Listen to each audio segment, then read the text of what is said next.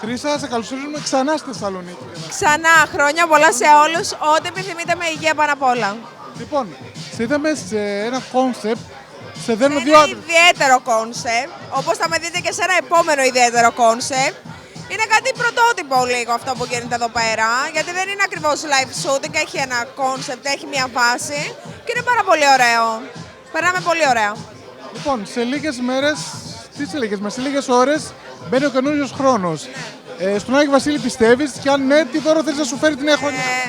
Πιστεύω στο δικό μου Άγιο Βασίλη, οπότε είμαι καλά. Του έχω πει ένα δωράκι, πιστεύω να μου το φέρει μέχρι αύριο. Αν θα κάναμε ένα απολογισμό του 2010 όσον αφορά τα προσωπικά σου, πώς ήταν? Στην αρχή δεν ήταν ιδιαίτερα καλά θα έλεγα, αλλά από Σεπτέμβρη και μετά φτιάξαν αρκετά. Ήταν πολύ καλά μετά. Όσον αφορά με την οικονομική κρίση, Ναι. υπάρχει τελικά κρίση και στο επάγγελμά σας? Υπάρχει παντού οικονομική κρίση σε όλα τα επαγγέλματα, αλλά φυσικά και στο δικό μας. Παντού πιστεύω ότι είναι αυτό. Πιστεύω να φτιάξουν τα πράγματα και να πάμε καλύτερα, θα είναι καλύτερο για όλους μας. Τι εύχεσαι λοιπόν για το 2011? Το μόνο που εύχομαι πραγματικά είναι υγεία, γιατί άμα έχεις υγεία τα κάνεις όλα.